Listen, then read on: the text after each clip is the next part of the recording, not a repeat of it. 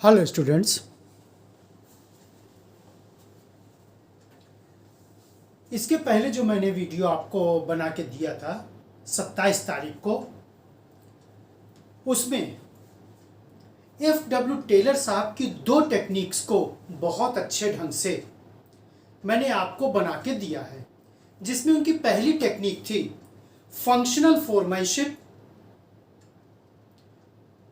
जिसमें उन्होंने दो डिपार्टमेंट का उदाहरण लेकर के प्लानिंग डिपार्टमेंट और प्रोडक्शन डिपार्टमेंट का उदाहरण लेकर के बहुत अच्छे ढंग से हमको आपको बताने की कोशिश उन्होंने किया है। दूसरी टेक्निक स्टूडेंट्स, उन्होंने बताया था standardisation and simplification of work. उसके बाद आज और जितनी टेक्निक्स उनकी बची है वो आज हम आपको बताने की कोशिश करेंगे। उसमें से तीसरी टेक्निक है आपकी मेथड स्टडी, फिर मोशन स्टडी, टाइम स्टडी और फैटिग्यू स्टडी। एक एक स्टडी के बारे में एक और है, वो थोड़ा सा एग्जाम्पल लेकर के हम आपको समझाने की कोशिश करेंगे जिससे आपको पूरा का पूरा समझ जाए। तो सबसे पहले लेते हैं थर्ड उनकी टेक्निक ऑफ साइंटिफिक मैनेजमेंट का मेथड स्टडी। मेथड स्टडी में टेलर साहब बताते हैं कि किसी एक काम को करने के लिए, कोई भी काम हो, बहुत ढेर सारे मेथड्स अवेलेबल हैं। सभी मेथड को माइन्यूटली ऑब्जर्व करने के बाद जो बेस्ट अल्टरनेटिव मेथड उस काम को करने के लिए आपको अच्छा लगे, उस मेथड को आप एडॉप्ट कर लीजिए। लेकिन एडॉप्ट करने से पहले जिस मेथड को हम एडॉप्ट करने जा रहे हैं या लागू करने जा रहे हैं या बताने जा रहे हैं, उसकी एक एक स्टेप को एनालाइज कर लीजिए, इन्वेस्टिगेट कर लीजिए, एनालाइज कर लीजिए, चेक कर लीजिए, तब जाकर के उस मेथड को आप अप्लाई करिए। जिससे कि मेथड तो आपने तो अप्लाई कर दिया, लेकिन काम तो दूसरा व्यक्ति करेगा। उसको अच्छे ढंग से उस मेथड को समझा भी दीजिए, जिससे कि उसको काम करने में कोई भी दिक्कत या तकलीफ या डाउट या परेशानी ना आने पाए। नो डाउट इससे इनकार नहीं किया जा सकता कि काम करने के दौरान उसको दिक्कत तकलीफ नहीं आएगी या डाउट नहीं होगा, ऐसा नहीं कि नहीं होगा। लेकिन उसके लिए भी टेलर बताते हैं कि आप उसको, अभी आगे बताएंगे, ऑब्जर्व जब करते रहेंगे, बूस्टअप जब करते रहेंगे, तो शायद ये जो निगेटिव एस्पेक्ट्स है, तकलीफ हुआ, डाउट हुआ, ये बहुत लेवल तक खत्म किया जा सकता है। इवन यहां तक खत्म किया जा सकता है कि जिसको कहते हैं जीरो लेवल। पूरी तरह से तो नहीं खत्म किया जा सकता किसी भी चीज को। तो ये तो हो गया स्टूडेंट मेथड स्टडी। नेक्स्ट आता है मोशन स्टडी। इसमें टेलर साहब बताते हैं कि जब भी हम कोई काम करते हैं तो मूवमेंट हमारा होता है, किसी का भी, हमारा आपका मूवमेंट होता है। जिस व्यक्ति से आप काम करवाने जा रहे हैं, उस व्यक्ति को उस काम को करने में वो कितना मूवमेंट कर रहा है, ये आपको चेक करना पड़ेगा। जैसे चूंकि टेलर साहब अपना जो भी साइंटिफिक प्रिंसिपल अप्लाई किए हैं या टेक्निक अप्लाई किए हैं, वो उन्होंने वर्कर्स लेवल को बेस मान करके अपने इस मैनेजमेंट की थियरी को दिया है। चूंकि उनका मानना था ये कि जो भी एक्चुअल काम करने वाला है वो वर्कर है, इसलिए उसको कम से कम दिक्कत, तकलीफ, परेशानी हो और चीयरफुल एटमॉस्फेयर हो, फियरलेस एटमॉस्फेयर हो। तो इन्होंने मोशन स्टडी के लिए एक ईंट उठाने वाले मजदूर को ऑब्जर्वेशन में रखा था। जब वो ऑब्जर्व किए तो उन्होंने देखा कि ईंट उठाने वाला मजदूर कुल 18 मोशन कर रहा है, मूवमेंट कर रहा है। उन्होंने माइन्यूटली ऑब्जर्व किया कि इसमें कुछ ऐसे मूवमेंट्स हैं, कुछ ऐसे मोशंस हैं जो अननेसेसरी हैं, जिनको अगर हटा दिया जाए तो समय की बचत होगी, उसके मेहनत की बचत होगी। समय और मेहनत की बचत जब होगी तो वो उस काम को और अच्छे ढंग से करेगा और ज्यादा करेगा। तो धीरे धीरे डिटोरिएट करते करते करते करते उन्होंने 18 मोशन को, मूवमेंट को कम करके 5 किया। सोचिए कहां 18 और कहां 5, कितना कम मूवमेंट उन्होंने करवा दिया। तो जो 18 मूवमेंट वो करता था तो उसको थकान ज्यादा लगेगी, समय ज्यादा लगेगा, उसको उन्होंने खत्म कर दिया। तो इसी तरह से हर काम को करने में जो भी मूवमेंट वर्कर्स कर रहे हैं उस मूवमेंट को ऑब्जर्व करिए और जितने भी अननेसेसरी मूवमेंट्स हैं, जैसे एक सिंपल सा एग्जांपल आपको बताएं। सपोज करिए हम आप पढ़ने बैठे हैं, अगर जो चीज पढ़ना है उसकी मटेरियल हम पूरी अपने डेस्क और टेबल पर रख लें तो शायद कम से कम मूवमेंट करने में हम ज्यादा अपनी पढ़ाई पर ध्यान लगा लेंगे। सपोज करिए पढ़ रहे हैं, मान लीजिए स्केल की जरूरत पड़ी, अब स्केल लेने उठ गए। फिर पेंसिल की जरूरत पड़ी, पेंसिल लेने उठ गए। इरेजर की जरूरत पड़ी, इरेजर लेने उठ गए, या इसी तरह के अन्य काम। आप सोचिए बार बार उठना, इन सबको पिकअप करके अपने टेबल डेस्क पर रखना, ये सिर्फ टाइम टेकिंग और थकान का ही कॉन्सेप्ट नहीं है, बल्कि हमको कंफ्यूजन भी क्रिएट करेगा, जो हमारा कंसंट्रेशन, उस कंसंट्रेशन को भी लूज करेगा। इसी तरह से जो भी काम किया जाए या आपके अंडर में जो भी वर्कर काम कर रहे हैं उनके मूवमेंट को आप चेक करिए। चेक करने के बाद जितने भी अननेसेसरी मूवमेंट्स हैं उनको आप हटा दीजिए। तो ये तो हो गया स्टूडेंट्स आपका मोशन स्टडी। नेक्स्ट आता है टाइम स्टडी। हर काम को करने के लिए, जैसा कि टेलर साहब अपनी सेकंड टेक्निक में बताते हैं कि एक स्टैंडर्ड बना लीजिए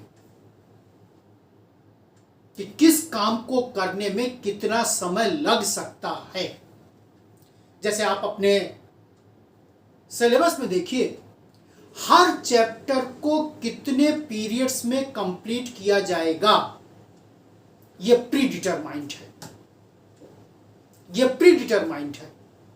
ठीक उसी तरह से हर काम को करने के लिए एक प्री डिटरमाइंड टाइम आप सेटअप कर लीजिए। टाइम को सेट करने से पहले हर चीज का ऑब्जर्वेशन, आपका हर चीज में ऑब्जर्वेशन है, हर चीज में एनालिसिस है, हर चीज में इन्वेस्टिगेशन है, हर चीज में चेकिंग है। ऐसा नहीं कि हाइपोथेटिकल बेस पर कर दिया जाए। क्योंकि हम लोग साइंटिफिक मैनेजमेंट पढ़ रहे हैं, हर चीज साइंटिफिक स्टेप्स पर खड़ी उतरने के बाद ही इंप्लीमेंट करना है। तो ठीक इसी तरह से हर काम के लिए एक टाइम का स्टैंडर्ड बना लिया जाए। जैसे स्टूडेंट्स हम आप एग्जाम देने जाते हैं, अगर रिटन एग्जाम है किसी बोर्ड का तो शायद 3 घंटे का होता है। आप लोग भी दिए होंगे, हम तो दिए ही हैं। सपोज करिए कुछ एग्जाम ऐसे होते हैं जो 1 घंटे के होते हैं, उनको 3 घंटे का नहीं किया जा सकता। अक्सर ऑनलाइन जो एग्जाम्स होते हैं वो 1 घंटे या 90 मिनट्स के होते हैं, उनको 3 घंटे का नहीं किया जाएगा। क्योंकि हर काम को करने का एक सिस्टमेटिक तरीका है और उस काम को खत्म करने का एक स्टैंडर्ड टाइम है। तो टाइम को अब आप उस टाइम को लागू करने के बाद अब उस पर जो जो वर्कर काम कर रहे हैं उन वर्कर्स को आपको ऑब्जर्व करना है कि कौन स्टैंडर्ड टाइम में काम कर ले रहा है, कौन स्टैंडर्ड टाइम से ज्यादा ले रहा है, कौन स्टैंडर्ड टाइम में टाइम भी बचा रहा है और काम भी कर रहा है। लेकिन क्वालिटी से कोई समझौता नहीं होगा। जो स्टैंडर्ड टाइम से ज्यादा ले रहा है उसको आपको चेक करना पड़ेगा कि कारण क्या है, और पक्का कारण पता चल जाएगा अगर इसको ऑनेस्टली चेक किया जाए तो। उस कारण को अगर आप हटा दीजिए तो वो व्यक्ति भी स्टैंडर्ड टाइम में काम करना शुरू कर देगा। जो स्टैंडर्ड टाइम से कम काम कर रहा है इसका कंफर्म मतलब है उसकी कैपेबिलिटी कहीं थोड़ा अच्छी है, कहीं थोड़ा अच्छी है, तो उसको बूस्टअप करना है। नेक्स्ट आता है student fatigue study. Fatigue study में टेलर साहब बताते हैं कि काम करते करते हर व्यक्ति को थकान जरूर लगती है। इसको पूरी स्टडी किया जाएगा कि कितने समय के बाद वर्कर को इंटरवल दिया जाए और कितने समय का। जैसे अगर आप कभी स्कूल के रहे होंगे स्टूडेंट्स, किसी भी क्लास के रहे हों और किसी भी बोर्ड के रहे हों, तो 3 या 4 पीरियड के बाद आपको कम से कम 20 से 30 मिनट का इंटरवल दिया जाता है। क्या कॉन्सेप्ट है इंटरवल का, क्यों दिया जाता है? लगातार 6, 7, 8 पीरियड जितने चल रहे हैं चलने दीजिए, इकट्ठा छुट्टी होगी? नहीं, क्योंकि 3 पीरियड 4 पीरियड की पढ़ाई के बाद टीचर स्टूडेंट दोनों को कहीं ना कहीं कुछ ना कुछ रेस्ट की जरूरत पड़ती है, रिफ्रेशमेंट की जरूरत पड़ती है, जिससे कि उस रिफ्रेशमेंट के बाद, उस रेस्ट के बाद टीचर स्टूडेंट दोनों फिर से अपनी कैपेबिलिटी से काम कर सकें। इसीलिए स्टूडेंट्स एक निश्चित समय के बाद हर व्यक्ति को एक रेस्ट दिया जाता है। तो ये तो 4 हो गए स्टूडेंट्स आपके तीसरा, चौथा, पांचवा, छठवां method study, motion study, time study और फैटिग स्टडी। जो 7वां इनका कॉन्सेप्ट है उसको एग्जाम्पल लेकर के थोड़ा समझाना पड़ेगा, क्योंकि बिना एग्जाम्पल लिए वो नहीं बता सकते हैं। चलिए 7वां लेते हैं।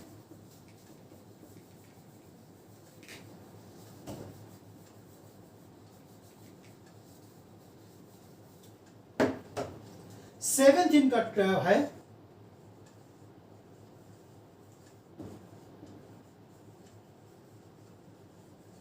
Differential piece veg.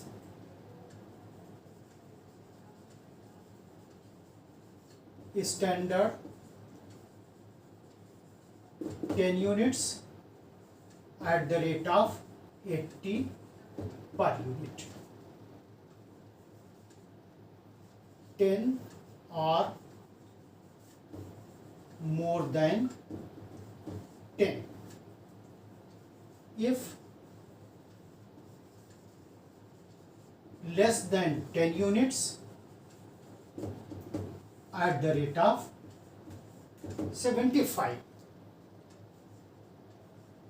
11 into 80 बराबर 880, 9 into 75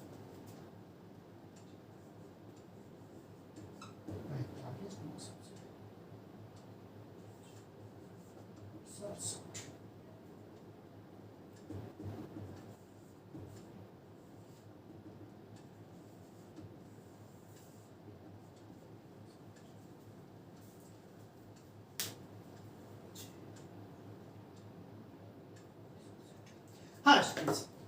नेक्स्ट और लास्ट इनकी टेक्निक आती है, इसके बाद टेलर का भी ये प्रिंसिपल आपका खत्म हो जाएगा। Differential piece wage system. इसमें टेलर साहब कहते हैं कि जैसा कि अभी स्टैंडर्ड टाइम की हम बात कर रहे थे, हर वर्कर के लिए एक स्टैंडर्ड टाइम और उस टाइम में वो कितना यूनिट प्रोड्यूस कर सकता है, नॉर्मल कंडीशन, ये फिक्स करना पड़ेगा और उसके लिए उसको कितना रिम्यूनरेशन देना पड़ेगा। जैसे एक एग्जाम्पल लिया है मैंने, स्टैंडर्ड है 10 यूनिट्स, यानी एक दिन में जितने घंटे उसके आवर के हैं, 7 घंटे 8 घंटे, उसमें वो वर्कर 10 यूनिट प्रोड्यूस करेगा, उसको पर यूनिट 80 रुपए दिया जाएगा। यदि कोई वर्कर 10 या 10 से ज्यादा यूनिट प्रोड्यूस करता है तो उसको 80 रुपए दिया जाएगा पर यूनिट। यदि कोई वर्कर 10 यूनिट से कम प्रोड्यूस करता है तो उसको दिया जाएगा 75 रुपीस पर यूनिट। अब इसका असर क्या होगा, सबसे पहले कैलकुलेशन कर लें। सपोज करिए एक वर्कर है, ए बी कर लीजिए, इसमें मिस्टर ए और मिस्टर बी, दो वर्कर हैं। मिस्टर ए उसी स्टैंडर्ड आवर में, जितना स्टैंडर्ड आवर दिया गया है, 11 यूनिट्स प्रोड्यूस करते हैं, तो उनको 11 multiplied by 80 equal to rupees 880 दिया जाएगा। 880। उसी वर्किंग आवर में, स्टैंडर्ड वर्किंग आवर में, मिस्टर बी एक वर्कर है, वो 9 यूनिट प्रोड्यूस करते हैं। चूंकि वो लेस देन स्टैंडर्ड यूनिट के है, इसलिए उनको दिया जाएगा ₹75 पर यूनिट। उनको दिया जाएगा 9 multiplied by 75 equal to rupees 675 rupees. अब दोनों में कंपेयर करिए। मिस्टर ए जो मात्र सिर्फ 1 यूनिट ज्यादा प्रोड्यूस कर रहे हैं, उनको दिया जा रहा है 880। मिस्टर बी जो सिर्फ 1 यूनिट कम प्रोड्यूस कर रहे हैं,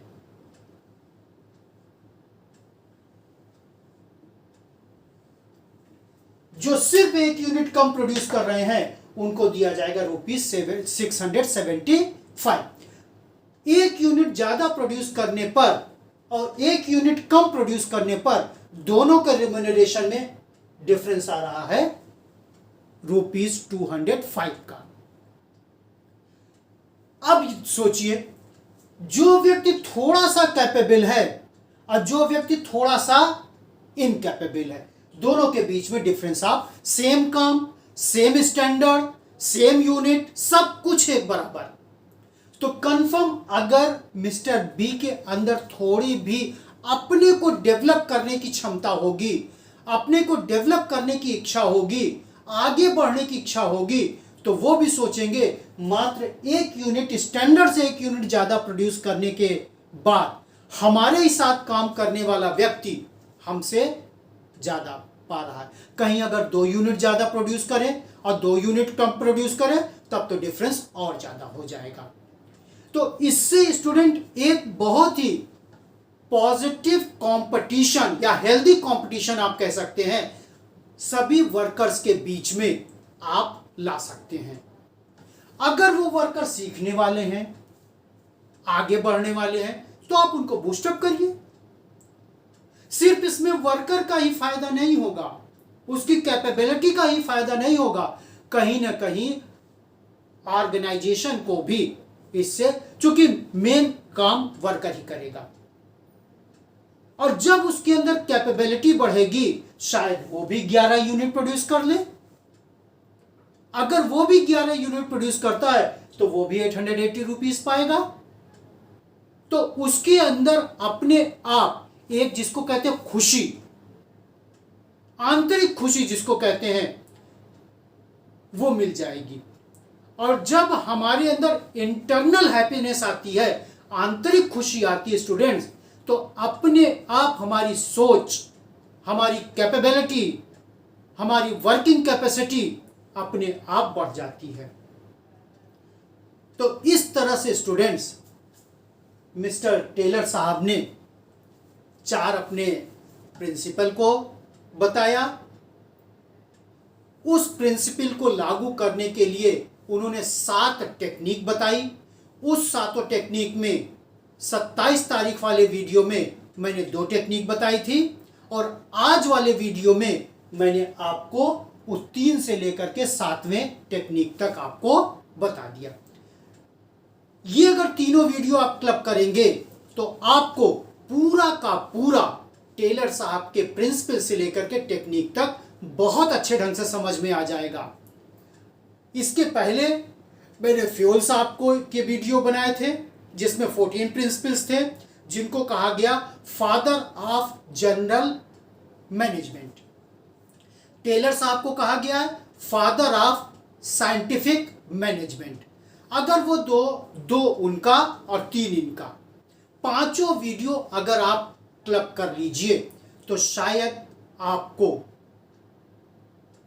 किताब की भी जरूरत नहीं पड़ेगी। मैं ये नहीं कह रहा हूं कि आप लोग किताब मत खरीदिए, नोट्स मत बनाइए, ये मैं नहीं कह रहा हूं, लेकिन इतना आपको देखने के बाद न तो किताब की जरूरत पड़ेगी न नोट्स की जरूरत पड़ेगी, अगर आप पॉजिटिव थिंकर्स हैं तो। और अगर थोड़ा भी आपको जरूरत लगे आप इसके बेस पर, किताब के बेस पर अपना नोट्स बना लीजिए। चैलेंज मैं कर रहा हूं स्टूडेंट्स कि आप जिंदगी भर इसको नहीं भूल पाएंगे। नो डाउट इसके पहले मैंने बहुत वीडियो बनाया है, कुल मेरे करीब करीब 28 वीडियो पड़े हुए हैं। अगर सब वीडियो को अगर आप लोग देखिए और देख करके खुद उस पर अपने स्टेप ले लीजिए तो जिंदगी में आप कभी भी भूल नहीं पाएंगे। तो इसको भी स्टूडेंट्स आप लोग लाइक सब्सक्राइब जरूर कर दीजिएगा, क्योंकि ये मेरे लिए बहुत जरूरी है कि अगर कुछ कमेंट्स आते हैं तो मुझको सोचना पड़ता है कि हम और अपने व्यूवर्स को, अपने स्टूडेंट्स को क्या दे सकते हैं। और मैं बार बार ये कहूँगा, नॉलेज एक ऐसी चीज़ होती है स्टूडेंट्स कि जितना आप स्प्रेड करिए उसका मल्टीपल होकर के हमारे पास आता है। तो ये चीज़ मैं भी आपसे रिक्वेस्ट करूँगा कि इस वीडियो के भी जैसे आप लोग अन्य वीडियो को स्प्रेड किए हैं, इसको भी आप लोग पूरा का पूरा शेयर कर दीजिए, बता दीजिए किसी को, आप इसके बेस पर किसी को पढ़ा दीजिए।